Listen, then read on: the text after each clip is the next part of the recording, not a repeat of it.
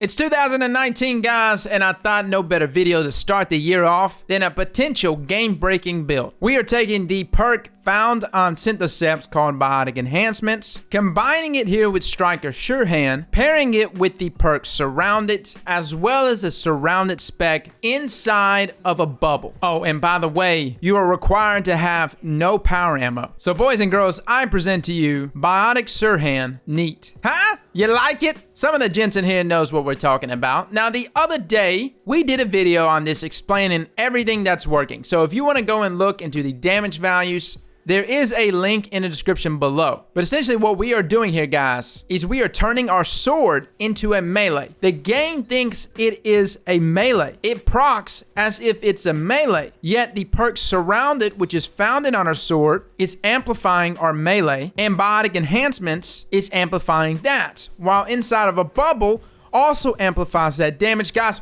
what it really just comes down to is we just increased our damage a little more than 700%. Now that was actually before we started combining things like Melting Point, which really starts to amplify our damage. Now, I want to talk real quick about what modifiers and strikes actually helps this build. So considering that the game thinks that this is a melee, regular damage inside of a strike, we're hitting 38,232 damage. With Brawler on, we're hitting 76,464. Now I thought to myself, okay, I'm just gonna load into a Nightfall, cut on Brawler, and we're good. But then I decided, just at the last moment, I said, okay, does Singes work with this build? Because again, we don't have ammo. The game thinks we're using a melee, but technically we're using a sword hilt. Lo and behold, it turns out that Singes actually work. That's right. So for something like Stryker, which does arc damage, Arc Singe applies here. Despite the sword having no power ammo, we still benefit from that 25% increase in damage. By the way, guys, I know I keep calling it power ammo. It's heavy ammo. I'm just kind of stuck in year one still. But now that we know that the Singes for these weapons still apply despite the weapons not having ammo, we can combine this with Brawler, allowing our damage to now jump up to 95,580. Now that is, yes, per sword swing. Fast forward to some of these bosses, you can see how quickly we are melting them. Now the other day,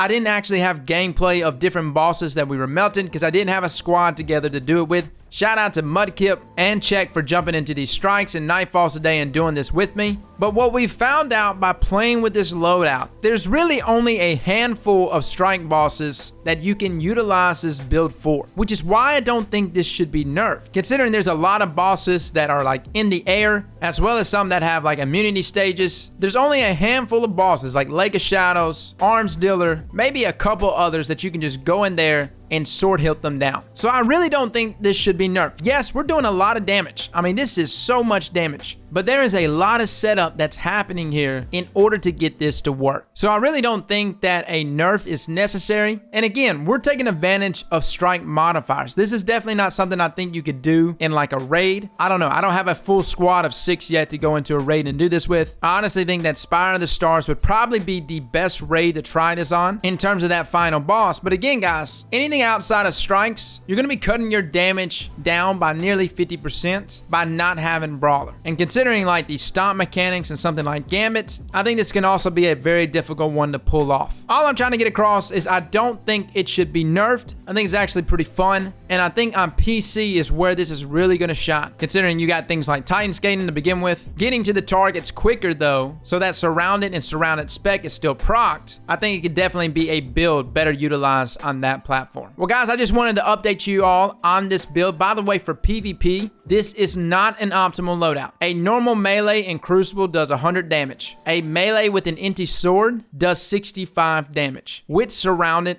and Biotic Enhancements, I think it only does something like 185 damage. So you're not even going to be able to one-hit Guardians. So Bungie here obviously made a point to dial this back in Crucible, which makes me think that this is okay. This is why I think it's not going to be nerfed. Because if it was actually a mistake that slipped past Bungie, we wouldn't have the damage reduction when using a sword with no ammo in Crucible to begin with. So yeah, I am being a little optimistic here and thinking that this won't be nerfed. And I also believe this can definitely be an option. Maybe not the best option, but an option in terms of DPS to certain bosses. Well, fellas and ladies, thank you all for coming and watching, and as always, slap that like button like your mama told you right.